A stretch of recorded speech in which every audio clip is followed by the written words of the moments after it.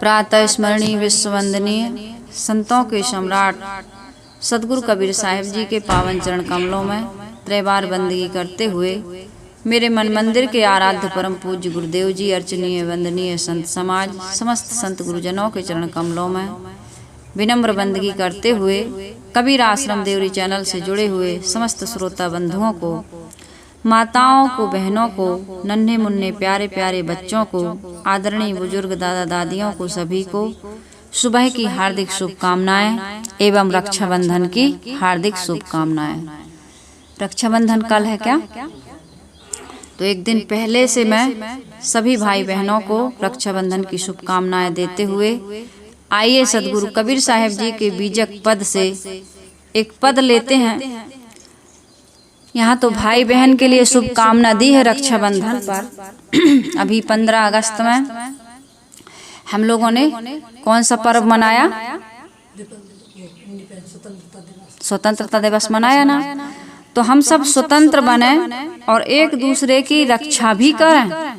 ये दोनों त्योहार कितने बढ़िया है ना। 15 में स्वतंत्रता दिवस मनाया और 19 में हम रक्षाबंधन मनाएंगे। तो ये पद हमें स्वतंत्रता भी देने वाला है और हमारी रक्षा भी करने वाला है। एक संत हमें स्वतंत्र भी बनाता है और सुरक्षित भी बनाता है। हम सब दुखी हैं, पीड़ित हैं, परेशान हैं, अशांत हैं, तो हम क्या चाहते हैं कि स्वतंत्रता भी मिले और सुरक्षा भी मिले, है ना। हम स्वतंत्र हो जाते हैं तो कई प्रकार से हम असुरक्षित भी हो जाते हैं।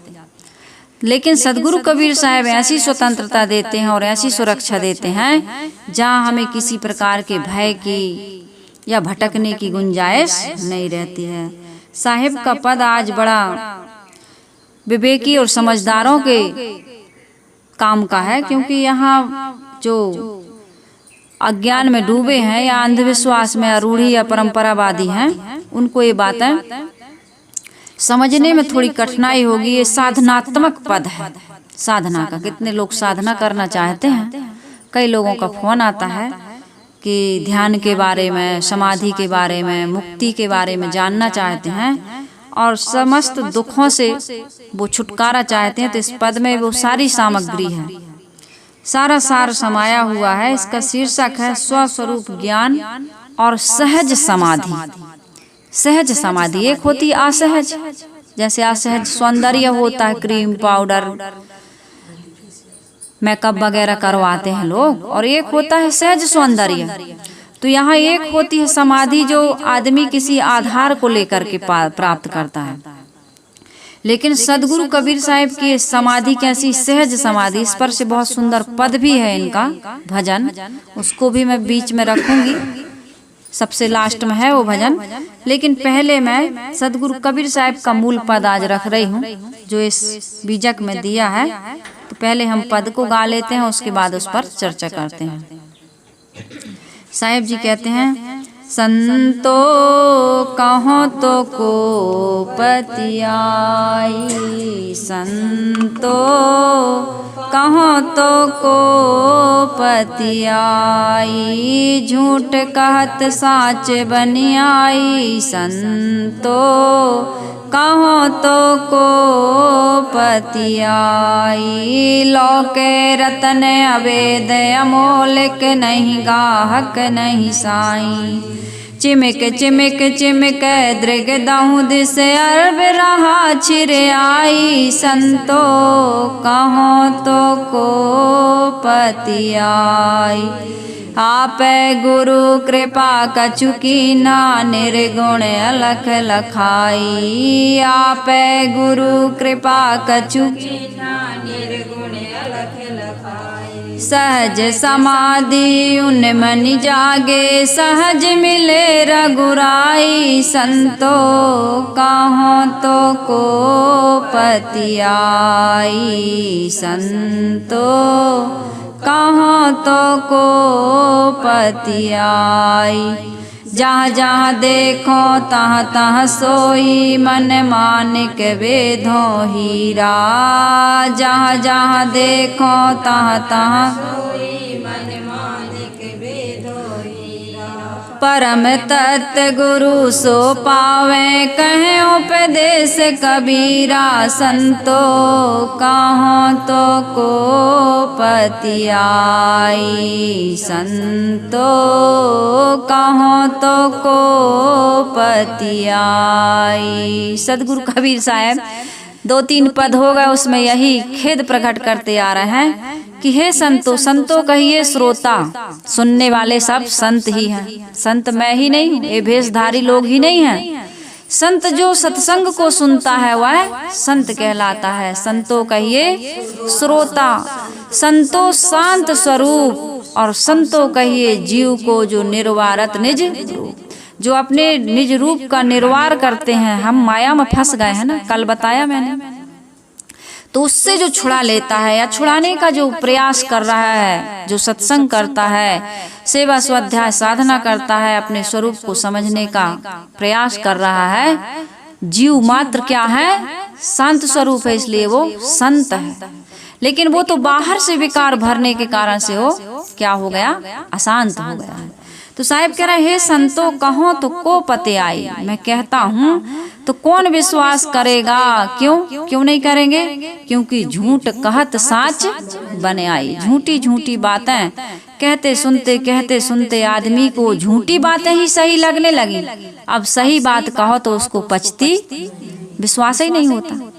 सच क्या है कि तुमसे बाहर कहीं कुछ भी, ये केवल कल्पना की बातें हैं, और यथार्थ में तुम ही ईश्वर हो, ब्रह्म हो, परमात्मा हो, आत्मा ही अजर अमर अखंड अविनाशी है। ये अंश नहीं है, ये टूटा हुआ किसी का टुकड़ा नहीं है, ये अंदर से अतृप्त नहीं है, अशांत नहीं है, ये कभी जन्मता मरता हमारा स्वरूप ऐसा ही है।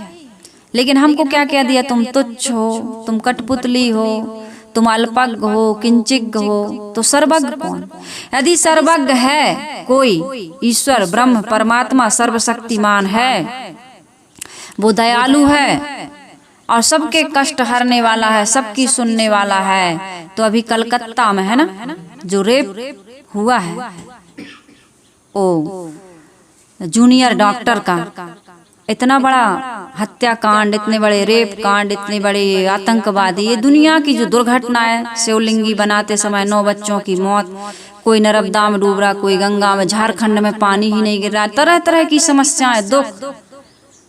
इतने बड़े धर्मगुरु लोग सम्मेलन करते हैं और कहते हैं कि हम अखंड भारत की रचना करेंगे, सनातन धर्म की स्थापना करेंगे, हम धर्म की ध्वजा फिर से फहराएंगे और इस देश को संकट से बचाएंगे, हमारे अपने अपने भगवानों की दुहाई देते हैं। लेकिन सोमनाथ का मंदिर 17 बार लुट जाता है, उनके भगवान कुछ भी नहीं कर पाते। ये बेलपत्री का ढोंग बता रहे हैं, इस प्रकार से पूजा करो, ऐसा व्रत करो, ऐसे नदियों में नहाओ, यहाँ पिंडदान कर दो, यहाँ मुंडन करवा लो, यहाँ बछिया की पूंछ पकड़ लो। ये सारी चीजें आपको भटकाने वाली, अंधविश्वास और चमत्कार में डाल के आपका शोषण करने वाली, पतन करने वाली। अब यही सच लगने लगा लोगों को। साहिब कहते हैं, भाई कर्मों को अपने सुधारोगे भाई तो तुम पर जुल्म है न ईश्वर खुदाई। आपन कर्म न मैटो जाई, जो जस करहि सो तस फल चाखा। ये बातें लिखी हैं, स्वयं कर्म करो तात्मा, ये सारी बातें लिखी हैं। अपने मन को सुधारो, मन को संभालो, मन को बस में करो, इंद्रियों को सुबस करो, ये सारी बातें लिखी हैं।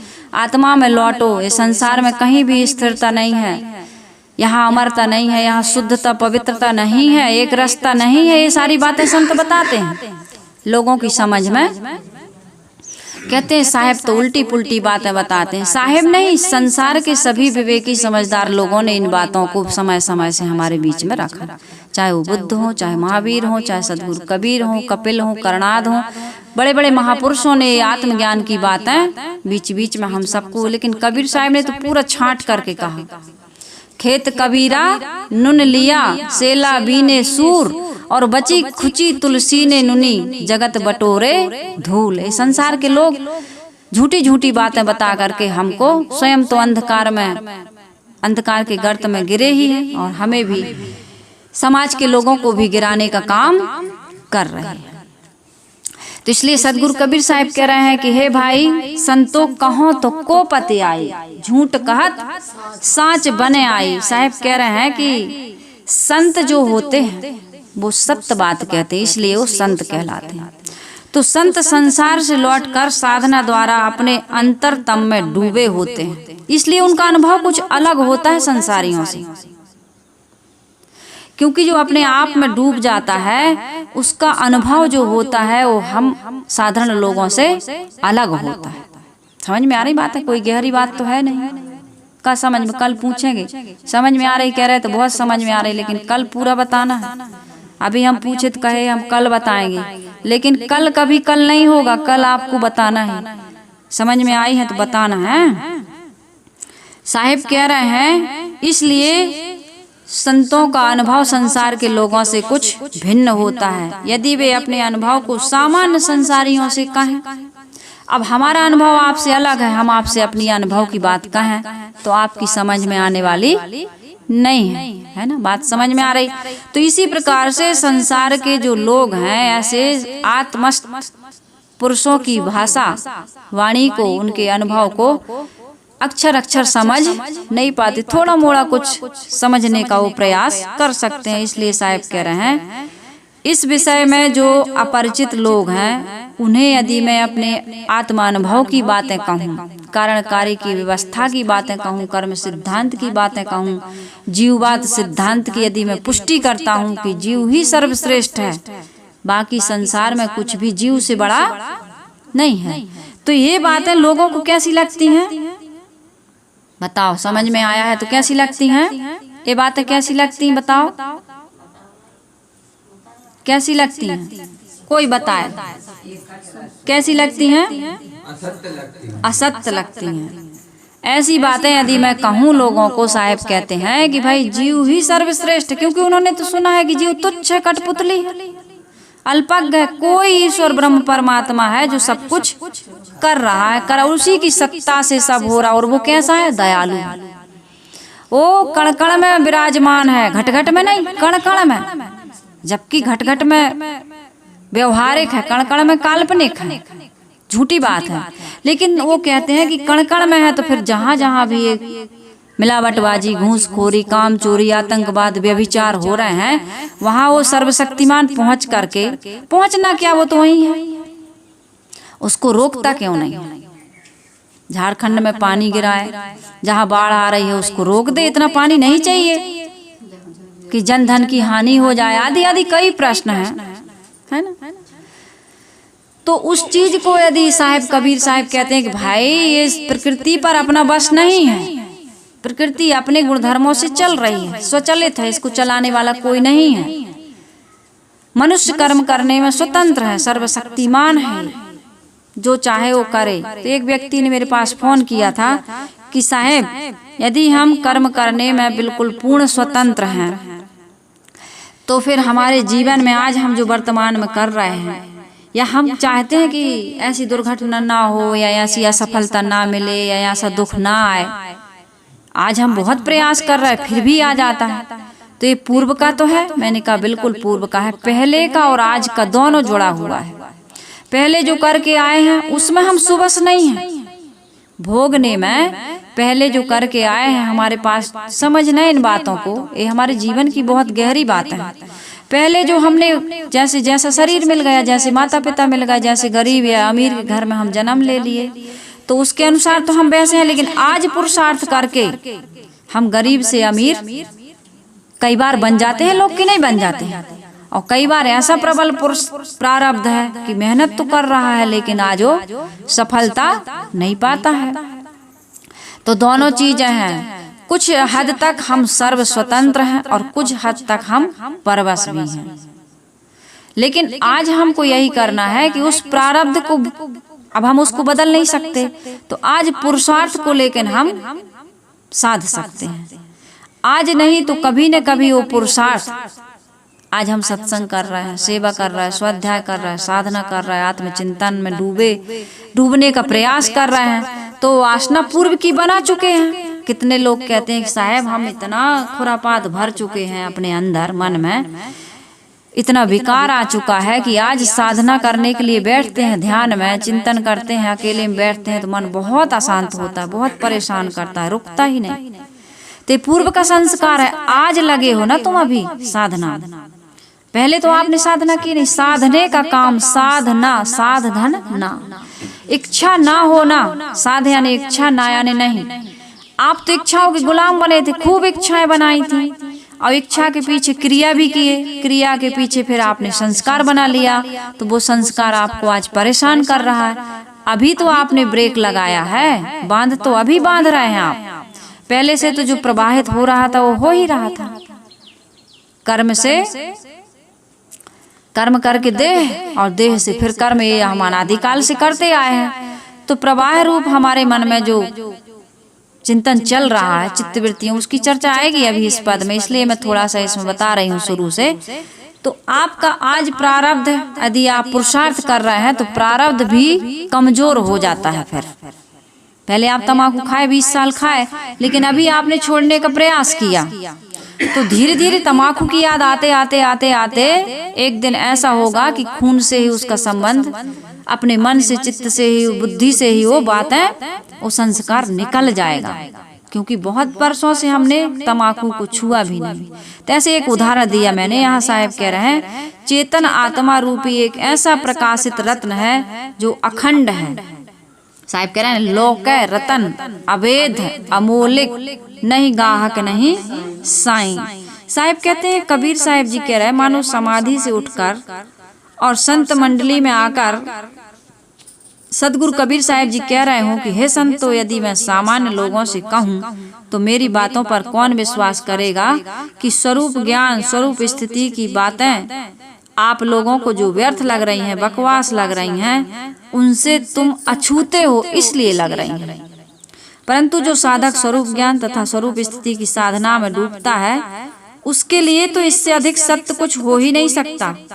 क्योंकि आत्मज्ञान और स्वरूप स्थिति, आत्म स्थिति की बातें सुनने में भले आपको झूठी लगे, आपको ऐसी लगे कि ये व्यर्थ की बातें हैं, लेकिन यदि अनुभव में उतर गई तो इससे ज्यादा सत्य संसार में कुछ हो ही नहीं सकता।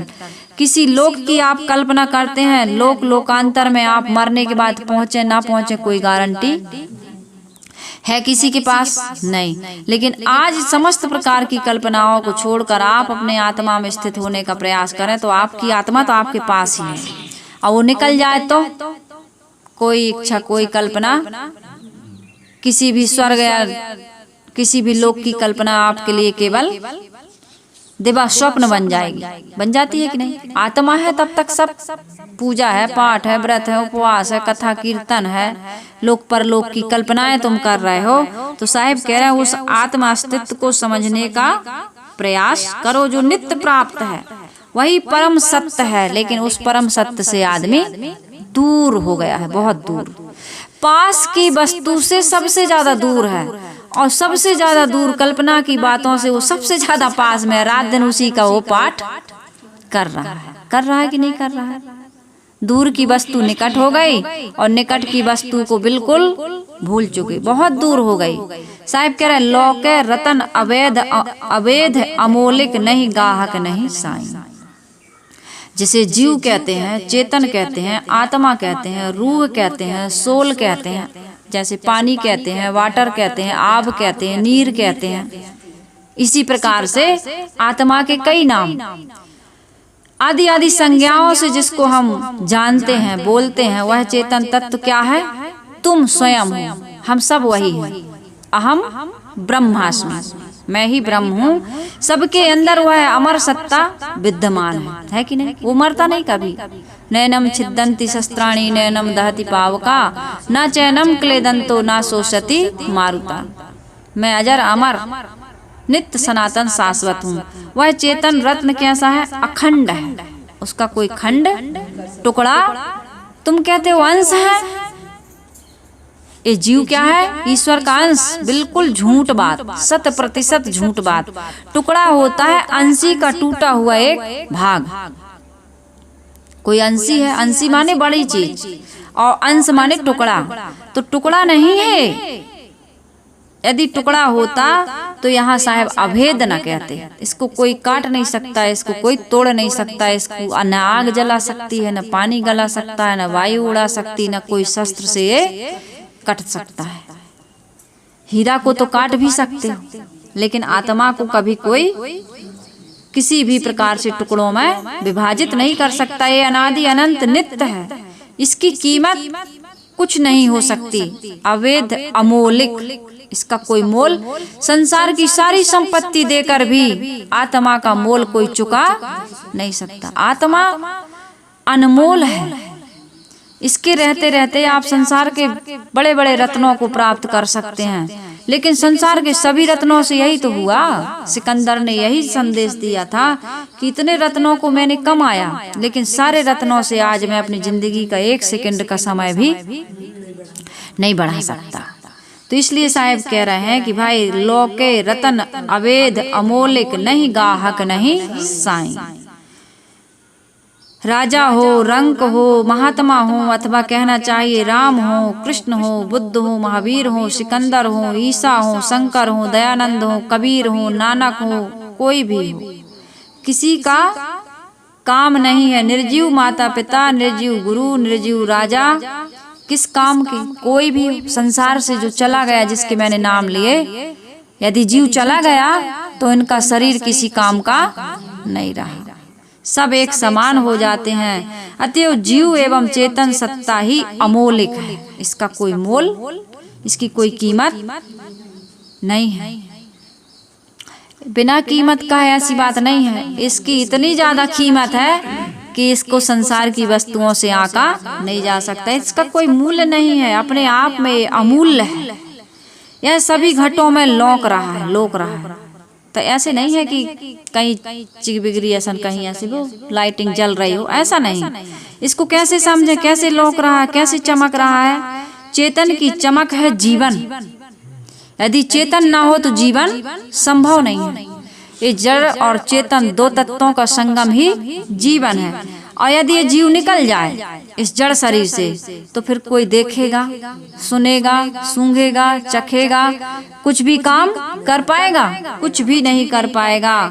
इसलिए साहब कह रहे हैं इसका ना कोई मालिक है, ना इसका कोई खरीदार है, नहीं गाहक नहीं साईं। हमारे आत्मा अस्तित्व का दूसरा कोई मालिक हो ही नहीं सकता। हम अपने आप में स्वयं के मालिक हैं।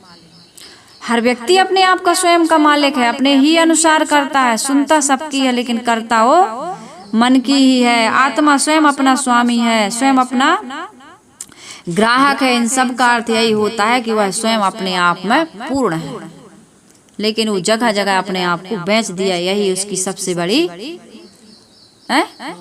हार है। चिमिक चिमिक चिमके दृग दहु दिस अरब रहा छिरहाई। घट घट में घट के, सबके घट के भीतर में अमर चेतना प्रकाश स्वरूप रत्न ज्ञान लोक से आलोकित कर रहा है। सबका ज्ञान प्रकाश नेत्र आदि 10 दिशाओं से वो अपना नूर फैला रहा है। यदि जीव निकल जाए तो जी आंखें सुई खुली रह जाती हैं, लेकिन लोग कहते भैया आंख ढांक दो अब, क्योंकि देखने वाला चला गया। यह शब्द अलंकार है। इसको हटाकर यदि सरल भाव से देखा जाए तो ज्ञान स्वरूप चेतन में रहकर हर इंद्रिय, ज्ञान स्वरूप चेतन शरीर में रहकर भी हर इंद्रिय से अपना ज्ञान प्रकाश फैला रहा है। भीतर बैठा है अहम पदार्थ जो कहता मैं कहता ना, मैं कहता है। यही 10 इंद्रियों से देखता है, सुनता है, सूंघता है, चखता है, छूता है।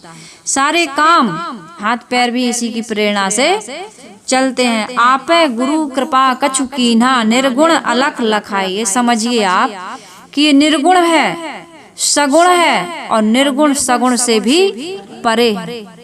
अब एक ही चीज निर्गुण भी है, वही चीज सगुण भी है, और दोनों से परे भी है। साहिब कह रहे हैं चेतन में कोई गुण नहीं है। गुण क्या है? 3 गुण बताए हैं। कौन कौन से?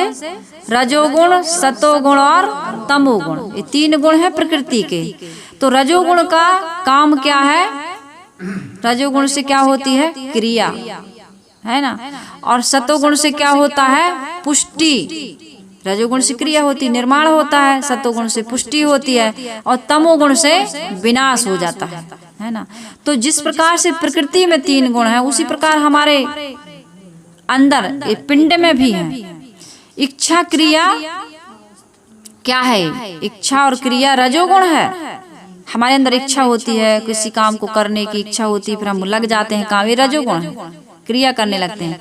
और ज्ञान प्रसन्नता ये सतोगुण है। और आलस आ गया, निद्रा आ गई, जम्हाई आ गई, किसी प्रकार से कोई मन में क्रोध आ गया, हमारा अज्ञान जग गया और ज्ञान का दीपक बुझ गया, तो ये क्या हो गया? तमोगुण हो गया। तो साहेब यहाँ कह रहे हैं कि निर्गुण सगुण से भी परे है, और ये तीनों चीजें हैं इसमें प्रकृति में, ऐसे ही हमारे पिंड में भी हैं। शुद्ध चेतन जीव उसमें ये तीनों गुण नहीं है। तो तीनों गुण नहीं है तो फिर क्या हो गया? ये निर्गुण हो गया। लेकिन ये निर्गुण नहीं है, इसमें ज्ञान का गुण है। ये जितना ज्ञान करते हो ये कहाँ से होता? प्रकृति में ज्ञान नहीं, मैंने अभी बताया। पानी बहा के ले जाती है, आग सब कुछ को जला देती है, वायु उड़ा के तुम थोड़े समय के लिए 5 सेकंड 10 सेकंड के लिए यदि आंधी तूफान आ जाए तो तुम्हारा सब कुछ बनाया हुआ तहस नहस कर जाती। वर्षों की तुम्हारी मेहनत 1 2 3 4 सेकंड में ही इतने जोर से, प्रकृति में बड़ी शक्ति है, नहीं है शक्ति? थोड़ा सा भूकंप आता है तो सब कुछ उलट पलट करके रख देता है। इसलिए साहेब कह रहे हैं कि आपे गुरु कृपा कछु कीना, निर्गुण अलख लखाई। ये निर्गुण है, एक प्रकार से कहा जाए कि तीनों गुणों से रहित है, लेकिन ये अलख भी है। इसको देखने में, ये देखने में नहीं आता। अरे जिसके द्वारा तुम सब कुछ देखते हो, देखने में कैसे आएगा?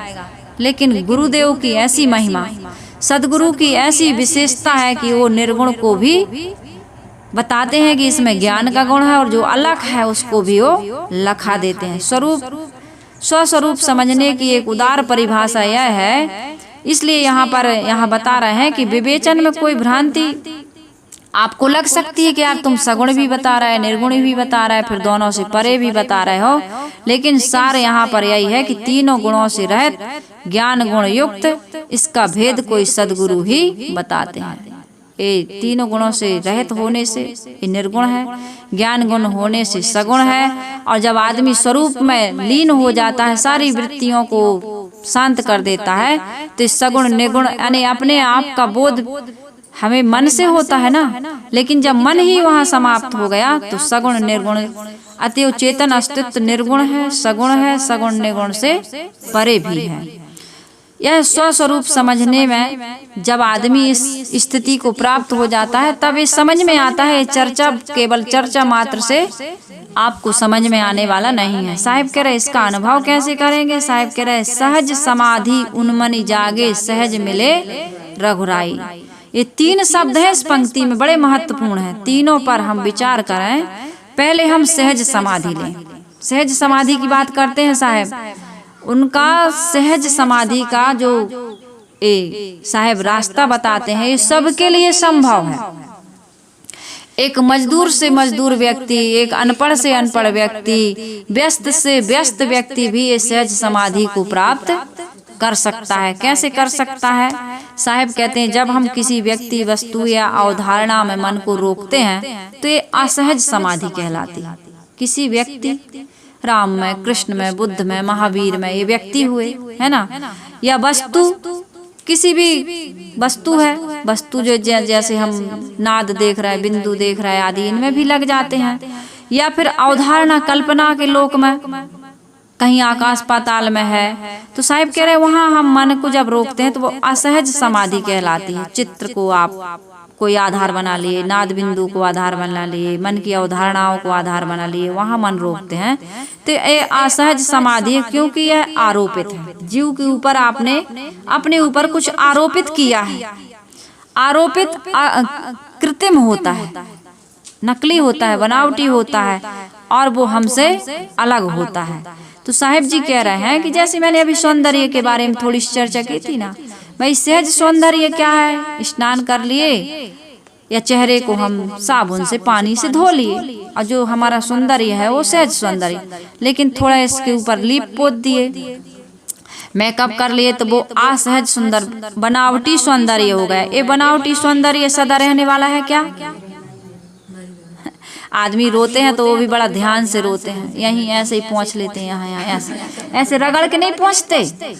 रोने वाले आजकल जो पढ़े लिखे लोग हैं, है ना, जिनका स्टैंडर्ड हाई है, उनका रोना, उनका हंसना, उनका प्रत्येक क्रिया करना बड़ा सधा हुआ होता है, क्योंकि हमारा नकलीपन है ना, उसको संभाल के रखना पड़ता है। पहले लोग रोते थे तो छुड्डा से, साड़ी के पल्लू से खूब रगड़ रगड़ के पहुँच लेते थे। आज नहीं ऐसा कोई रोने वाला रगड़ सकता है, मेकअप वाला। तो जो सहज सदगुरु कबीर साहब जब आत्मज्ञान की उनकी प्रतिष्ठा संसार में प्रकाशित हुई तो लोग उनसे शास्त्रार्थ करने गए। तो कोई वेद लेके गए, कोई शास्त्र लेके गए, कोई बाइबल लेके गए, कोई कुरान लेके गए, कोई पुराण लेके गए। कबीर साहब ऐसा ही ये करते थे, वेद शास्त्रों की बातें, लिखी पढ़ी बातें, और वो करते थे अपनी आत्मा का अनुभव, आत्मा के अनुभव की बातें। अब वो सब हार के आ जाते थे और सदगुरु कबीर साहब जीत जाते थे। उनके शिष्य बन गए कितने, जो तर्क करने गए थे, शास्त्रार्थ करने गए थे, वो कबीर साहब की शिष्यता, उनकी पात्रता लेकर के आ गए कि हमको अपना योग्य शिष्य बना लो। तो ऐसे है। तो सहज सौंदर्य थोड़े समय, सहज सौंदर्य सदा रहता है, और जो असहज सौंदर्य होता है वो कुछ समय के लिए, बनावटी कृत्रिम कुछ समय के लिए रहता है। तो इसी प्रकार से जैसे आपका दिमाग खराब हो गया, हमारे सिद्धांत में कुछ महापुरुषों को विस्मृति का रोग भी हुआ। ऐसी अवस्था में चले गए बीमारी में, फिर भी वो स्वरूप ज्ञान की बातें करते थे, स्वरूप ज्ञान की बातें करते थे। अरे क्यों रो रहे हो, मैं तो आत्मा हूँ, अजर अमर हूँ, अखंड हूँ, मैं थोड़ी मरूंगा, मुझे थोड़ी कुछ होगा। जबकि बेहुआ से बिल्कुल पता नहीं है उनको कि अपने शरीर का क्या हो रहा है, लेकिन किसी को रोते देखे तो यही बातें करते थे। कितने लोग पागल हो गए, हमारे सिद्धांत में ऐसा भी हुआ। कुछ हो जाता है शरीर का कुछ समय के लिए, हो कोई दवाई या किसी कारण से पागल हो गए, ऐसा होता है, प्रारब्ध का मैंने बताया ना अभी। फिर भी वो ज्ञान की बातें ही करते थे, भजन गाते थे। ऐसा नहीं कि गाली देने लगा, कि उठपटांग बोलने लगा, कि कहीं कुछ भ्रांति की बातें करते रहे। तो ये सहज उनको अपने आत्मा का बोध प्राप्त हो गया था, उसमें वो डूब चुके थे। उनका ऐसा संस्कार बन गया था, ऐसा स्वभाव बन गया था कि उस समय भी उस अवस्था में हुई ज्ञान की बातें करते थे। लेकिन यहाँ आप यदि कल्पना के लोक में भटकते रहोगे तो आप ज्ञान की बातें नहीं कर पाओगे, अपने स्वरूप बोध की बातें नहीं कर पाओगे। तो साहिब कह रहे हैं कि जितने भी ईश्वर हैं, ब्रह्म है, परमात्मा है, या तुम किसी नाद बिंदु या ज्योति को देखते सुनते हो, उसका अनुभव करते हो, या किसी महापुरुष के चित्र को आधार बनाते हो, ये केवल तुम्हारा कृत्रिम है, बनावटी है, और तुम्हारा मन इंद्रियों का विस्तार है। गोस्वामी जी ने क्या ही दिया है कि गो गोचर जहाँ लग मन जाई सो सब माया। ये माया लुप्त होने वाली है, शरीर के साथ, मन के साथ ये व्यापार बंद हो जाएगा। तो साहिब कह रहे हैं कि उसी अवस्था में जब तुम्हारा मन के और शरीर के साथ व्यापार बंद हो जाएगा, तुम्हारे पास रहेगा क्या? यदि तुम अपने आप में स्थित हो गए तो वो स्थिति तुम्हारी सदैव तुम्हारे साथ रहेगी। ये आधार तो छूट जाएंगे कृत्रिम, लेकिन तुम यदि अपने आप में स्थित हो गए, तुम अवधारणाओं में नहीं बह रहे हो, बल्कि अपने स्वरूप में ठहरने की स्वसत्ता मात्र वहाँ जब रह जाएगी, उसमें तुम ठहर जाओगे, तो फिर तुम्हें किसी आधार की आवश्यकता नहीं पड़ेगी। तो साहिब कह रहे सहज समाधि उन्मनी जागे। उन्मनी का अर्थ होता है निरंतरता, निरंतर आत्माकार एवं स्वरूप कार्य वृत्ति का बना रहना, ये उन्मनी दशा है। जिसके मन में देह और विषयों का अभिमान नहीं रह जाता, जिसका मन विषयों का चिंतन नहीं करता, अपितु स्वरूप ज्ञान का ही चिंतन करता है, वह उन्मनी दशा को प्राप्त हो जाता है। कबीर साहब यहाँ तीसरा शब्द कह रहे हैं, सहज मिले रघुराई। उसको सहज में रघुराई मिलते हैं, बाहर के रघुराई नहीं। बाहर का चिंतन बंद हो गया, उन्मनी दशा हो गई, स्वरूप ज्ञान, स्वरूप स्थिति। वो जब भी बोलेगा तो स्वरूप ज्ञान की बातें बोलेगा, बाहर का सारा आकर्षण उसके दिमाग से हट जाता है। भटकने का कारण क्या है? बाहर का चिंतन। बाहर का ज्ञान है ना, लेकिन अपने स्वरूप में स्थित होने के बाद, आत्मचिंतन करने के बाद भटकने की गुंजाइश नहीं रह जाती। तो उसको सहज रघुराई मिल जाते हैं। सहज रघुराई दशरथ के पुत्र रामचंद्र वाले रघुराई नहीं, इसका तो जगह जगह सदगुरु कबीर साहब खंडन करते हैं। साहिब कह रहे हैं सहज मिले रघुराई, अर्थात सहज समाधि के पक्षधर सदगुरु कबीर साहिब बाहर के रघुराई मिलने की बात कर ही नहीं सकते, क्योंकि साहिब तो कहते हैं हृदय बसे ते ही राम न जाना। साहिब ने कहा तुम्हारे हृदय में रघुराई बस रहा है, उस रघुराई को आप सहज ही प्राप्त कर लेते हैं। और एक बार जो इस रघुराई को प्राप्त कर ले, वो रघुराई तुम्हें छोड़ करके जाने वाला नहीं है। ये बाहर के रघुराई तो मिलेंगे और कभी हुए थे, आज वो मिलने वाले उनकी मूर्ति है, उसमें तुम प्राण प्रतिष्ठा करने का एक, उनमें आत्मा आरोपित करने का एक भ्रम पाल रखे हो, लेकिन तुम्हारे अंदर तो स्वयं आत्मा विद्यमान है और उस आत्मा में तुम स्थित होने का, ठहरने का काम नहीं करते। जो मिला मिलाया रघुराई उसको छोड़े छोड़े भाग रहा है नहीं। अभी हम लोगों ने रामायणी में पढ़ा है ना, पढ़ के आए हैं कि अपने चेतन पति को सोते हुए छोड़ करके वो एक दिन घर से भाग गई। मनोवृत्ति पता नहीं कितने सारे लगवार बनाई है, ये देवी, ये दुर्गा, ये भगवान, ये ईश्वर, ये ब्रह्म, ये परमात्मा, और अपने अंदर बैठा हुआ परमात्मा उसको वो रघुराई, राम, हरि आदि नहीं समझ रहा है। अंतरात्मा ही हृदय में बसने वाला राम है, तो उसमें स्थित हो। सहज मिले रघुराई, जब साधक की उन्मनी जग जाती है, जब उसका मन निरंतर स्वरूपाकार हो जाता है, तब वह सहज समाधि में पहुंच जाता है। मन के संकल्प समाप्त होकर पूर्ण स्वरूप स्थिति हो जाती है। यही रघुराई का मिलना है। व्यक्ति अपना चेतन स्वरूप, अपना परमात्मा, अपना परब्रह्म अर्थात स्वसत्ता ही सर्वोच्च समझकर उसमें स्थित हो जाए, तो फिर किसी परमात्मा को पाने की आवश्यकता नहीं है। इस सहज समाधि का पूर्ण रूप संकल्पहीनता ही होता है। व्यवहार में विकार शून्य, व्यवहार में विकार शून्य और समाधि में विचार शून्य, ये सबसे बड़ी उपलब्धि है। ये कहने में तो दो शब्द हैं, व्यवहार में विकार शून्य। हम व्यवहार में है, कोई विकार नहीं हमको सता रहा, ये विकार ही तो परेशान करता है। और अकेले बैठे हैं तो विचार आ रहे हैं, तो इनमें दोनों में शून्यता आ जाए। व्यवहार करें लेकिन कोई माया का, कनक कामनी का, किसी भी चीज का हमारे मन में विकार ना आए। और जब अकेले बैठे तो शांत, जैसा हमारा स्वरूप है वैसे शांत हो जाए, तो कितनी बड़ी उपलब्धि। इसी उपलब्धि को प्राप्त करने के लिए सदगुरु कबीर साहिब हमें मार्गदर्शन दे रहे हैं। फिर कैसी स्थिति आती है, जहाँ जहाँ देखो तहाँ तहाँ सोई मन मानिक वेदों हीरा, परम तत्व गुरु सो पावे कहे उपदेश कबीरा। जो व्यक्ति विषय शक्ति को छोड़ देता है, निरंतर आत्मा राम में रमता है, उसकी मनोवृत्ति राममय हो जाती है। हमारी वृत्ति अभी राममय नहीं, हमारी वृत्ति कैसी है, काममय। और जाक्षण में वृत्ति जौन ताक्षण में रूप तौन। जैसी वृत्ति हमारे सामने आती है, शराब पीना है भाई, शराबमय हो गए, शराब शराब शराब चाहिए। काममय हो तो काम काम भोग चाहिए। क्रोध आ गया तो लड़ाई झगड़ा चाहिए। क्रोध में आदमी चुप नहीं बैठ, शांत नहीं बैठ सकता है। इसी प्रकार से जो वृत्ति जग जाती है, यदि हमारी वृत्ति स्वरूपाकार हो गई, तो फिर हम वही बोलेंगे, वही सोचेंगे और वही काम करेंगे।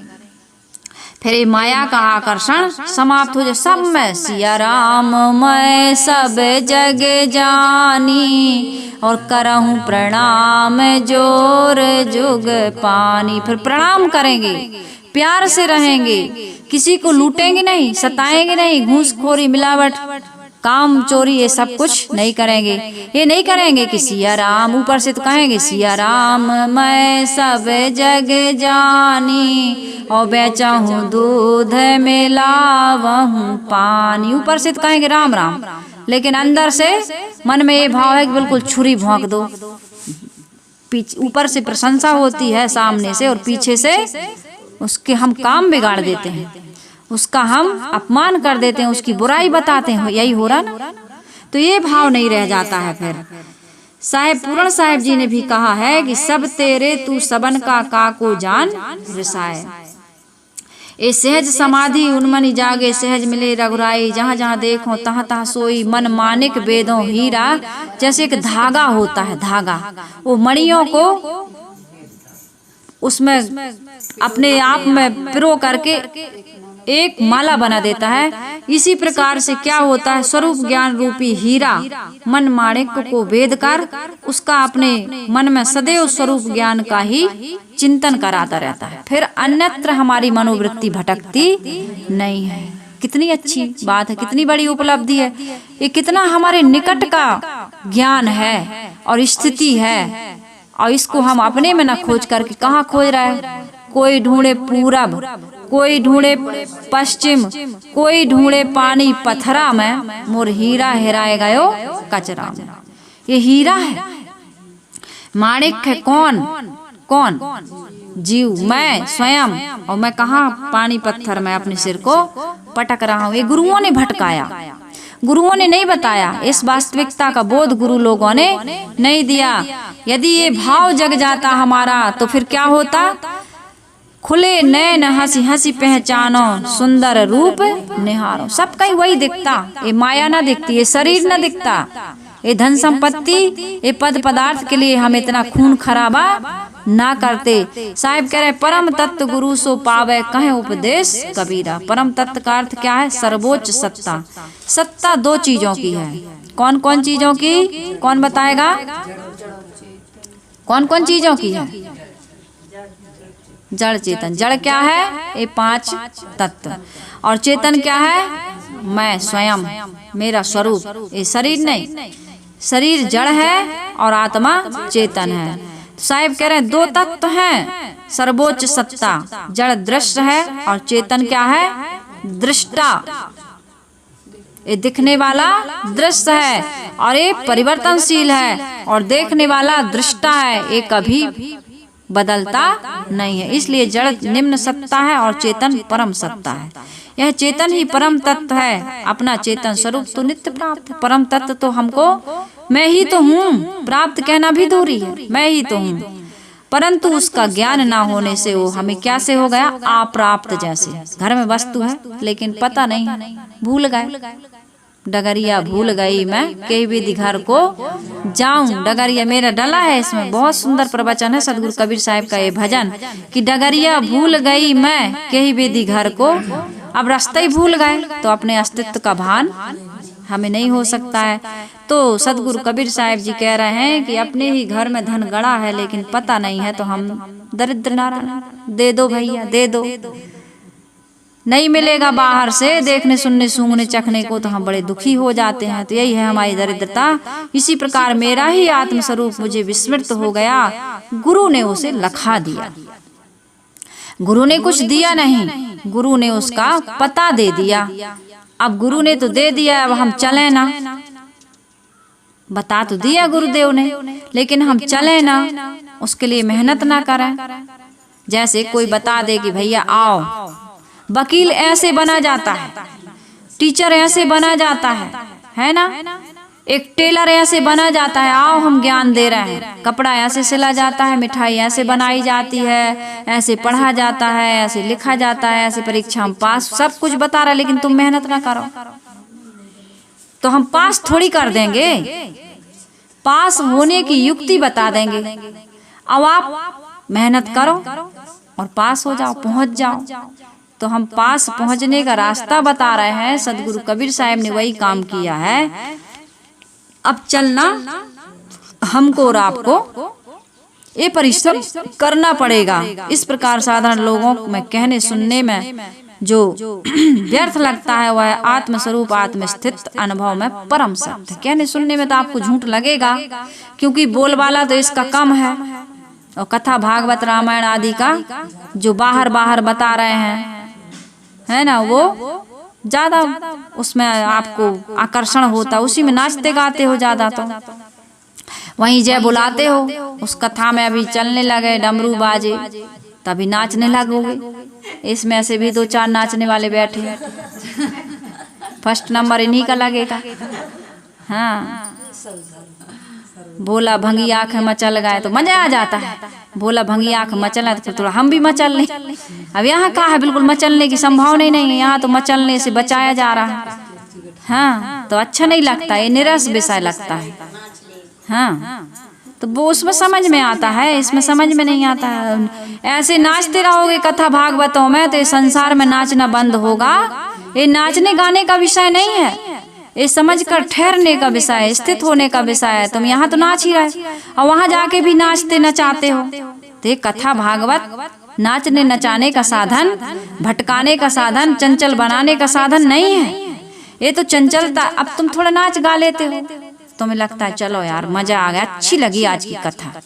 इससे अच्छा तुम फिल्में देखते हो, उसमें भी मजा आता है। तो यहाँ साहिब कह रहे हैं अपना चेतन स्वरूप ही तो अपना सहज स्वरूप है, उसमें निरंतर रमना सहज समाधि है। इससे मिलता हुआ एक भजन है, सदगुरु कबीर साहिब का बहुत महत्वपूर्ण भजन है। वो भजन क्या है? संतो सहज समाधि भली, संतो सहज समाधि भली, गुरु प्रताप भयो जा दिन से सुरति नंत चली। जहाँ जहाँ डोलो सो परिक्रमा, जो कुछ करूँ सो पूजा, जब सोऊं तब करूं दंडवत, भाव मिटाओ दूजा, संतो सहज समाधि भली। साहिब कह रहे संतो सहज समाधि भली, ये असहज समाधि ना बताओ हमको। मैं तो जहाँ जहाँ डोलता हूँ वही मेरी परिक्रमा बन जाती है। मैं जो कुछ करता हूँ इतने पवित्र भाव से करता हूँ, इतना सकारात्मक ऊर्जा को लेकर के करता हूँ। यदि मेरा हाथ उठता है दूसरों की सेवा के लिए तो ये पूजा बन जाती है, इस सेवा मेरी पूजा बन जाती है। एक छोटा सा बच्चा गुब्बारा बेच रहा था, जेठ की दोपहरी, नंगे पैर। एक व्यक्ति आया, उसने देखा कि यार इस बच्चे के पैर जल रहा है। वो दौड़ के गया मार्केट से, दुकान से जूता लेके आया, कहा बेटा पहले जूता पहन ले, तेरे पैर जल रहा है। उसने तुरंत जूता पहने और कहा अंकल अंकल आप भगवान हो? उस व्यक्ति ने कहा नहीं बेटा मैं भगवान नहीं हूँ। कहा अच्छा आप भगवान के दोस्त हैं। उसने कहा कैसे? कहा मैंने आज मंदिर में प्रार्थना की थी कि हे भगवान एक जोड़ी जूता दिला देना, मेरा इतना गुब्बारा बिक जाए कि मैं जूता भी ले जाऊं, जूता भी खरीद लूं और माँ के लिए कुछ खर्चा के लिए बचा के भी ले जाऊं। जरूर आपको भगवान ने भेजा होगा। उस व्यक्ति की आंखों में आंसू आ गए कि मैं भगवान तो नहीं बन सकता लेकिन भगवान का दोस्त जरूर बन सकता हूँ।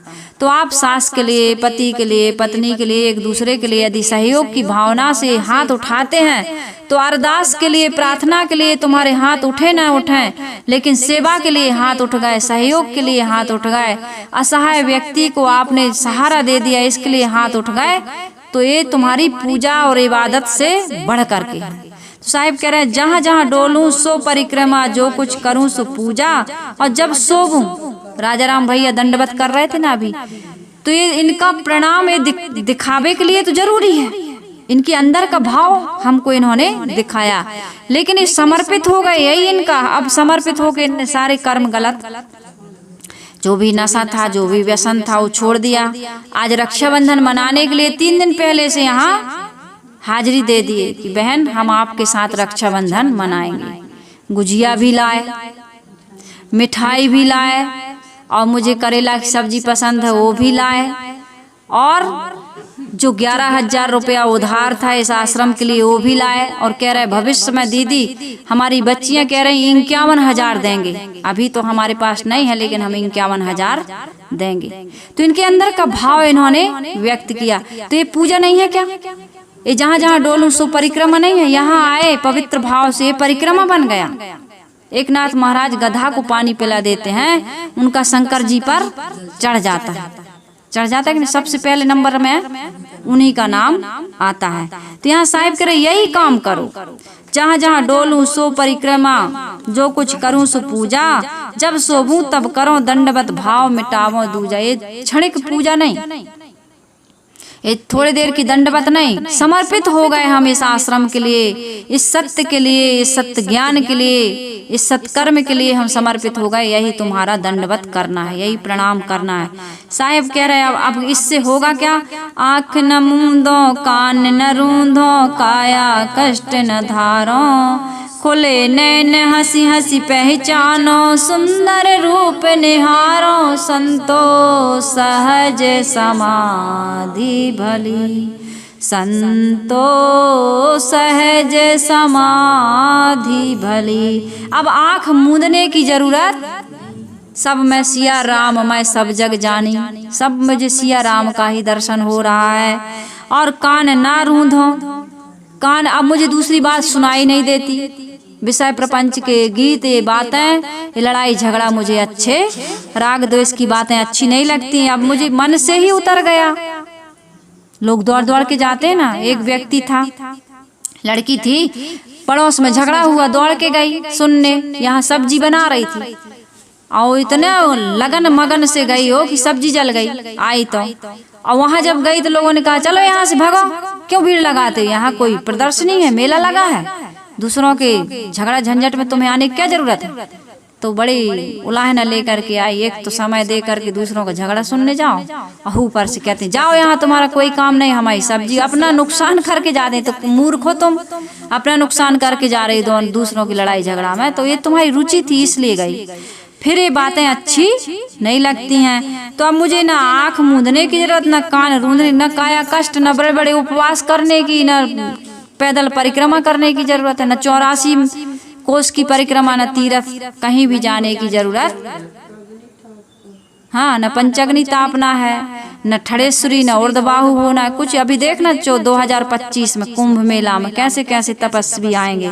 साहिब कह रहे ये सब करने की, काया कष्ट धारने की जरूरत नहीं है। मैं तो खुले नैन हंसी हंसी पहचानो, सुंदर रूप निहारो, सभी में ये आत्मा दिखाई दे रही है। आत्मा ना होती तो पुतला यहाँ बैठा हुआ ना दिखता, चला जाता, भैया जल्दी करो, ये पुतला का कोई अस्तित्व ना होता। साहिब कह रहे शब्द निरंतर से मन लागा, मलिन वासना त्यागी, उठत बैठत कबहु न छूटे, ऐसी तारी लागी, संतो सहज समाधि भली। शब्द निरंतर, गुरु ने जो शब्द दिया है, शब्द अर्थात नाम दान नहीं, ज्ञान दान दिया है। ज्ञान, ये ज्ञान केवल 5 शब्दों से, 7 शब्दों से, 9 शब्दों से कल्याण नहीं होगा। कल्याण के लिए बहुत कुछ सुनना समझना पड़ता है, ये जाप से कल्याण नहीं होता। साहिब कह रहे शब्द निरंतर से मन लगा, जो गुरु ने ज्ञान दिया बस उसमें हमारा मन सदा उसको याद रखता है,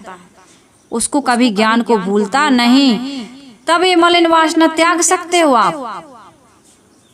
मलिन वासना का त्याग होता है जब गुरु का शब्द निरंतर हृदय में बस जाए। इसलिए तो मैं पूछती हूँ भाई चलो बताओ कल क्या पढ़ाए थे, और आप नहीं बता पाती हो तो मैं डांटती भी हूँ। इसलिए डांटती हूँ कि मुझे तुमसे द्वेष है नहीं, इसलिए नहीं डांटती हूँ, इसलिए डांटती हूँ, इसलिए समझाती हूँ कि भाई यदि गुरु का ज्ञान भूल जाओगे तो मलिन वासना का त्याग नहीं कर पाओगे। उठत बैठत कबहू न छूटे, चाहे मैं नाली भी साफ करूँ, चाहे मैं घर का भोजन बनाऊं, झाड़ू लगाऊं, बिस्तर उठाऊं, कोई भी काम करूं, शरीर से करती हूं, लेकिन मन मेरा क्या है, ऐसी तारी लग गई, ऐसी उन्मनी जग गई कि अब मुझे सदैव आत्म विस्मरण नहीं, आत्म स्मरण होता है। मैं आत्म भाव में निमग्न रहती हूँ। कहते कबीर सहज यह रहनी, सो पर घट कर गाई। कहत कबीर सहज यह रहनी, सो पर घट कर गाई।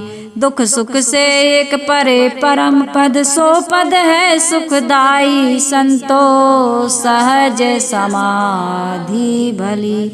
एक कबीर साहिब कहते हैं सहज रहनी है, इसमें सहजता से तुम रह सकते हो, क्योंकि ये तुम्हारा सहज स्वरूप ही है, इसमें कोई आरोपित वाली वस्तु है नहीं, बाहर से कुछ आरोपित करने वाली बात है नहीं, ये तो तुम्हारा सहज स्वरूप है। इसको आज तक तुम भूल चुके थे, इसको मैंने प्रकट कर दिया। जैसे कोई चीज पे पर्दा डल गया तो अनावरण कर दिया मैंने, मूर्ति पर पर्दा पड़ा रहता है तो आवरण ढका हुआ है, मैंने अनावरण कर दिया, प्रकट कर दिया। इस ज्ञान लुप्त हो गया था तुम भूल गए थे अपने स्वरूप को, अपनी स्थिति को, मैंने आज प्रकट कर दिया। कहत कबीर सहज यह रहनी, बिल्कुल सहज है, सो प्रगट कर गाई, गा के बता रहा हूँ। सुख दुख से एक परे परम पद, सो पद है सुखदाई। ये संसार के सुख दुख में तुम भूले हो, ये सुख और दुख तुम्हें छल रहे हैं। कभी तुम सुखी हो जाते, खनूबे खंडूबे खनो गाय, और रतन न मिले पावे नहीं था। छोटी छोटी मोबाइल ले लिए बड़े खुश, शादी हो गई बड़े खुश, बच्चे हो गए बड़े खुश, और उसी खुशी में फिर दुख भी मिलता है तो बड़े दुख। तो ये चीजें तुच्छ चीजों में, भोगों में सुख दुख नहीं, बल्कि तुम्हारी आत्मा में स्थायी जो आनंद है, अमरता है, प्रसन्नता है, उस सुखदायी पद को मैंने बताया। और इस पद के अनुसार इस जो पद मैंने गाया, सदगुरु कबीर साहब का कि संतो कहो तो को पते आई, और झूठ कहत साच बने आई। तो इस पद को आप अधिक से अधिक सुनेंगे, एक बार नहीं अनेक बार सुनेंगे, और सुन करके अपने इष्ट मित्रों तक जरूर शेयर करेंगे, ताकि उनको भी ये ज्ञान मिले, सहज समाधि का लाभ प्राप्त हो और हम सबके दुख दूर हों। मेरा यही उद्देश्य है कि इस कबीर आश्रम देवरी चैनल से जो लोग जुड़े हैं उनका भटकना बंद हो, उनका दुख अशांति पीड़ा पूर्ण रूप से समाप्त हो, और वो भी इस अमर आनंद की प्राप्ति करें। तो इन्हीं शुभकामनाओं के साथ मैं अपनी वाणी को विराम दे रही हूँ।